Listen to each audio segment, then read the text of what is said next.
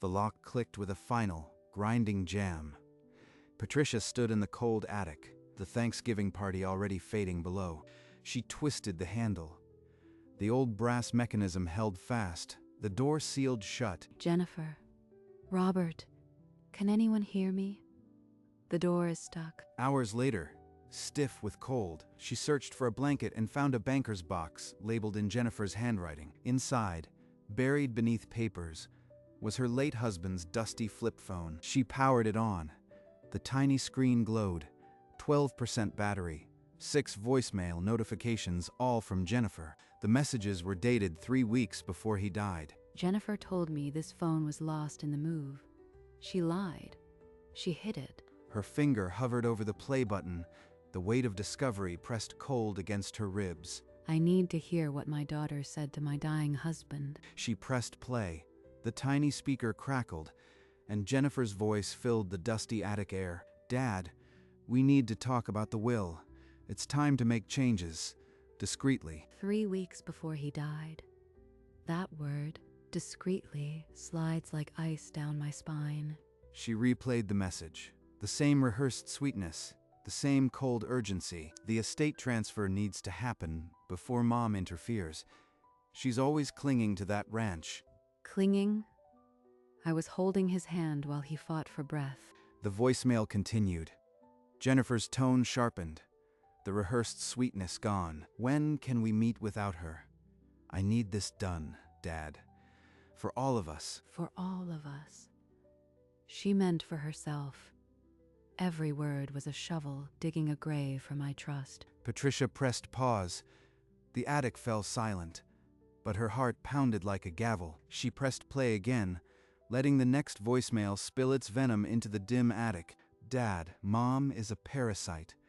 She's draining you dry, and she doesn't care about us." Parasite? His nurse said. I never left his side. Not once. The next message was more direct. The sweetness replaced by a cold, businesslike impatience. "When will the estate transfer? It has to happen before she finds out. We can't wait." Before his body was cold, she was already counting my inheritance. A third voicemail started. Jennifer's tone, now a thin, rehearsed whine. "Mom is so clingy. She suffocates you. I need a firm date, Dad. No more stalling. If you don't do it now, she'll ruin everything. It's me or her. Choose me." Patricia lowered the phone. The attic felt colder than ever, the walls closing in on the stranger her daughter had become. For a long moment, she just sat there, trembling, the phone a cold weight in her lap. He trusted me to protect the ranch. He wrote it in his last letter. A single tear slid down her cheek. Then she wiped it away with the back of her hand, and her jaw tightened. I will walk down during dinner, stand in front of Robert's parents, and let this phone speak. She locked me up here like an inconvenient piece of furniture. But a locked attic isn't a tomb.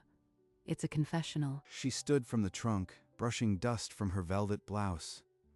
The attic air had changed. It was charged now. She rehearsed in a whisper. "This is my late husband's phone, and these are 6 reasons you no longer have a daughter." I am not the mother she needed. I am the one she's getting. She pocketed the phone gently, like a sacred relic, and moved toward the attic door to wait. The house stirred. From the floor vent, Patricia heard tires crunch and the low murmur of arriving guests. The doorbell chimed. Robert's voice, warm and eager, carried up the stairs. "Mom, Dad, come in.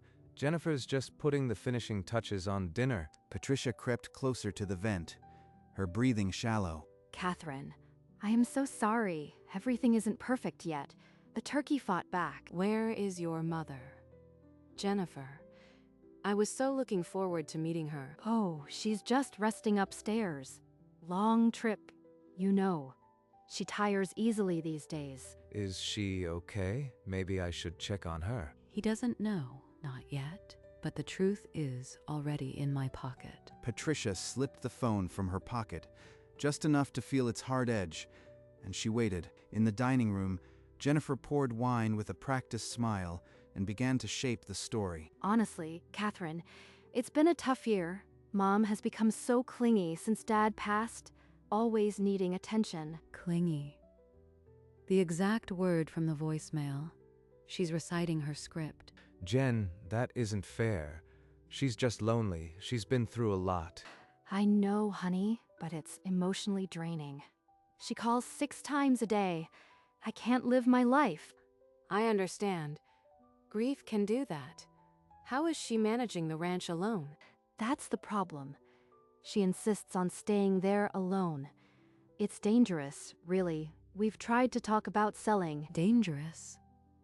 The ranch I've run for 40 years. She wants it sold to fund her new life. Jennifer, we don't need to go into all this now. It's Thanksgiving. Patricia's knuckles went white around the phone. The lies were a cage, but she had the key. Footsteps echoed on the stairs, growing louder. Patricia froze, her back pressed against the attic wall. Don't go up there, Robert. It's just dusty storage and old boxes. Dusty storage? That dusty storage holds the truth. The footsteps retreated. Patricia let out a slow breath, her heart hammering. She checked the phone screen. 11%. Enough. I'll wait until the turkey is carved. Then I'll carve the truth into this room. She slid down to sit against the wall, the phone cradled in her lap, and listened to the clink of silverware below. Downstairs, the conversation turned to lighter things. The holiday chatter, a thin mask over the tension. Enjoy the meal, Jennifer. It's the last one you'll have as my daughter. Patricia waited, the phone warm in her palm. Soon, the turkey would be carved, and so would the truth. A lull in the chatter brought a shift in Catherine's voice, a weight Patricia hadn't heard before. In my 30 years as a probate judge, I learned one thing. Greed is never quiet. A probate judge. She knows the law. She can help me restructure the trust. Patricia's mind raced, recalculating the entire confrontation. This wasn't just exposure anymore. I've seen too many families torn apart over estates. It's a wound that never heals. I can ask her to be the independent trustee. The grandchildren will inherit, not Jennifer. She whispered into the dark, a new plan forming. I'll play the voicemails, then I'll ask Catherine to be the trustee. I won't just expose Jennifer. I'll legally cut her out, in front of everyone. Downstairs, Jennifer's laugh rang out, brittle and too loud, masking nothing. The new plan settled like a stone in Patricia's chest, cold and certain. The dining room voices sharpened. Jennifer's tone carried a new weight, a rehearsed urgency. We need to talk seriously about selling the ranch. It's the only practical move now. Jennifer, we haven't even discussed this with your mother. Today isn't the time. Does Patricia know about these discussions? It seems quite sudden and drastic. She's too emotional to see reason. I am thinking of what's best for everyone. Your best interests. You mean the commission from a sale that robs me blind? She rose from the floor, each movement deliberate, and smoothed the dust from her blouse. No more sitting in the dark. It's time to step into the light and show them everything. She moved to the attic door, her hand closing around the cold brass knob. The stairs creaked softly as she began her descent, the phone heavy in her pocket. She moved down step by careful step, the old stairs silent under her soft weight. At the bottom, she paused, pressing against the wall. The dining room hummed with Thanksgiving. Then Jennifer's laugh cut through, brittle and artificial. Still playing the doting hostess. I am about to rewrite the entire play. She straightened her pearls, her fingers steady, then touched the phone through her pocket. Charles, you knew. You left me this phone like a judgment for her greed. She moved to the dining room door, left ajar. Golden light spilled across the floor. Through the gap, she saw the table. Candles, wine, the carved turkey, and Jennifer's performing smile. This is it. The moment I step into the light. Her hand rested on the door, the flip phone cold in her palm. She drew a breath and pushed. The door swung wide. 4 startled faces turned, Jennifer's smile freezing into a mask of horror. Mother, I thought you were resting. You look terrible. Let me get you a glass of water. Patricia said nothing. She walked to the head of the table, her dusty heels clicking with measured intent. Mom, please sit down. You are white as a ghost. Can I get you something? Instead, she placed the old flip phone in the center of the table, beside the gravy boat. Where did you find that? It's been missing for years. It barely even works. Catherine set down her wine glass, her courtroom instincts prickling. The silence stretched, thick as the untouched turkey on the platter. No one moved. Patricia's thumb hovered over the play button, her gaze fixed on Jennifer. It works just fine. Now, let's all listen to what my daughter said to her dying father. Patricia pressed play. The tiny speaker crackled and Jennifer's voice filled the grand dining room. Dad, we need to talk about the will. It's time to make changes, discreetly. Robert's brow furrowed, his fork frozen midair. He glanced at his wife, confused. Catherine set down her wineglass with a soft clink, her sharp gaze moving between mother and daughter. The estate transfer needs to happen before Mom interferes. She's always clinging to that ranch. Jennifer lunged across the table, but Patricia lifted the phone out of reach, her eyes cold. Mother, stop this. You are embarrassing yourself. I am not the one who should be embarrassed. There are 5 more messages. Catherine's voice cut through the tension like a gavel. Jennifer, sit down. I want to hear the rest. The room held its breath, the turkey forgotten. As Patricia's thumb moved to play the next message, she pressed play again. Jennifer's voice spilled out, stripped of its earlier sweetness, now razor sharp. Dad, Mom is a parasite. She's draining you dry, and she doesn't care about us. Robert recoiled, his face draining of color, as his wife's recorded voice filled the room. When will the estate transfer? It has to happen before she finds out. We can't wait. Jennifer shook her head, mouthing silent denials. But the voice continued, unstoppable. If you don't do it now, she'll ruin everything. It's me or her. Choose me. Robert's chair scraped back. He stood, staring at Jennifer, as if seeing a stranger for the first time. Catherine removed her glasses slowly, her expression settling into stone. The last message ended, and the dining room fell into a void of silence. No one breathed. Patricia lowered the phone, her hand steady, and faced the shattered table. What exactly is going on here? I want the truth, now. Jennifer locked me in the attic 6 hours ago. I found this phone and heard what you all just heard. It was a joke. The door just stuck. She's twisting everything. Jennifer, is that really your father's phone? Did you hide it from your mother? Catherine raised a hand, and the table fell silent. 30 years on the bench had honed that gesture. Patricia, start from the beginning. I want every detail. She told me the phone was lost in the move, but I found it in a box labeled in her own hand. She's been planning to cut me out for months. Robert's face crumpled. He stared at Jennifer as if the room had tilted, his hands gripping the chair back. Jennifer, you will answer my questions now. No more lies. Patricia, you have my full attention. What do you want done about this? I want to restructure the family trust immediately with you as independent trustee. I served as a probate judge for 30 years, Patricia. I'll treat this with the gravity it deserves. I know. I overheard you mention it earlier. That's why I'm asking. You can't do this.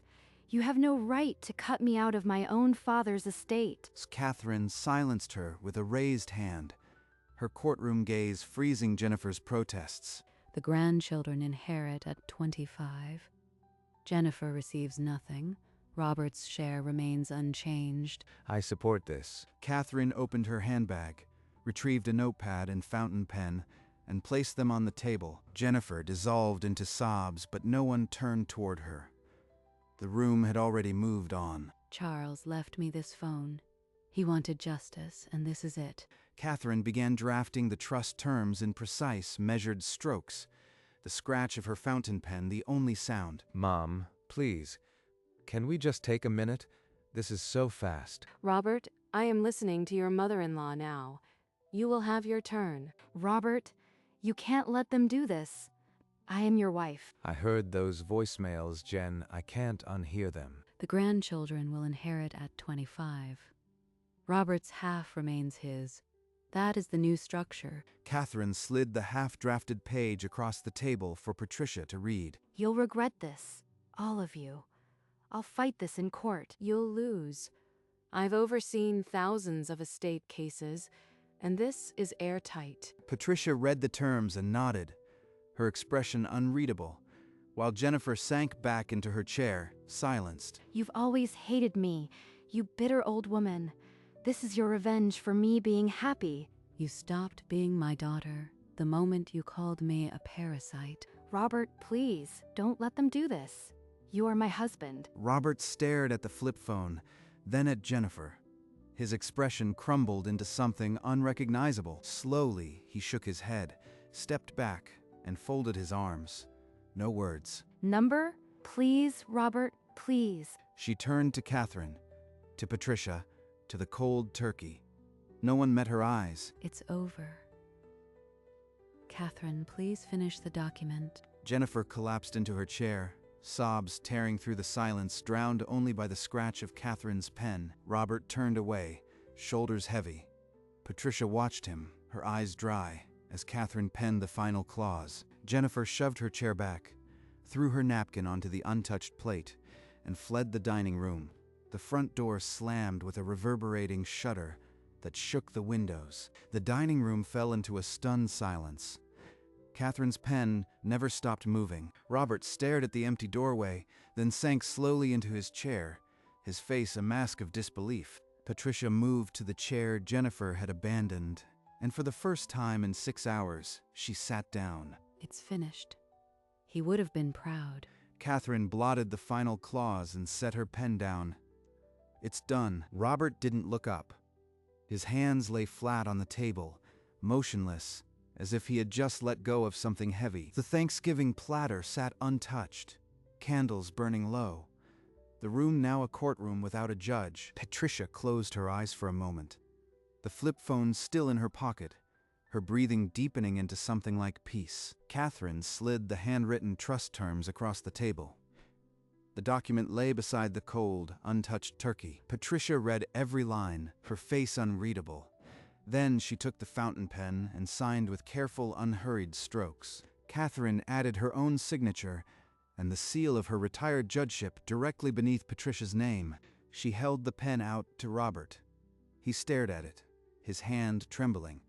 Then his knuckles whitened around the shaft. He signed slowly, the scratch of the nib the only sound in the hollowed room. Catherine patted Patricia's hand once, a gesture that carried the weight of a gavel striking the bench. Patricia folded the document, slid it into her handbag, and let her hand rest on the flip phone still on the table. The grandchildren will know their legacy is safe.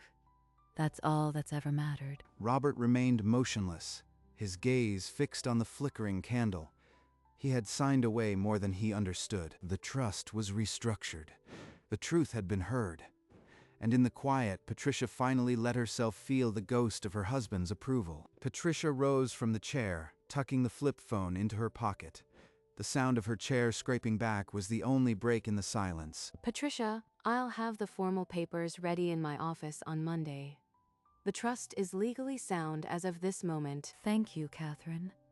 You've been the gavel I needed. Robert pushed back from the table, his voice breaking as he approached her. I am so sorry, Patricia. For all of it, I should have known. It's not your fault, Robert. You were caught in her storm, just like I was. She touched his cheek, a fleeting gesture, then turned toward the doorway. She walked through the silent house, past the abandoned coats and the cold kitchen, the echo of her heels marking her slow, steady exit. Charles, I did what you asked. The rest is theirs to live. She opened the front door and stepped out into the twilight, the phone in her pocket already becoming a relic. Robert's voice followed her onto the porch, heavy with the weight of the evening. Let me drive you home, please. It's the least I can do. No, Robert. I need the drive alone. You stay with your parents. She withdrew the flip phone from her pocket and cradled it in both hands. You knew, Charles. You left me a way back to myself. A single tear slipped down her cheek and fell onto the dusty keypad. Thank you for trusting me. Rest now. She wiped her cheek, tucked the phone back into her pocket, and stepped down to the walkway. The porch steps creaked beneath her as she descended into the cold evening air. At her car door, she paused and looked back at the lit house, her expression unreadable but calm. She turned the key and pulled away from the curb, the house shrinking in the rearview mirror until it was only a light. The flip phone lay on the passenger seat, dark and still, a relic of the evening's reckoning. She walked toward her front door, the phone cradled in her hand, the chilly air bracing. Inside, the house was dark, save for a single lamp. She went directly to the mantel, beneath her husband's photograph. There, beside the silver frame, she set down the flip phone. The two of them together at last. She settled into the wingback chair, the firelight catching the softness in her face. The weight of the day lifted slowly, and in its place a quiet peace took hold. The phone and the photograph sat side by side, silent accomplices to a justice long delayed. She looked at the photo and allowed herself a small, private smile, and in the stillness of her home, Patricia Reeves finally rested.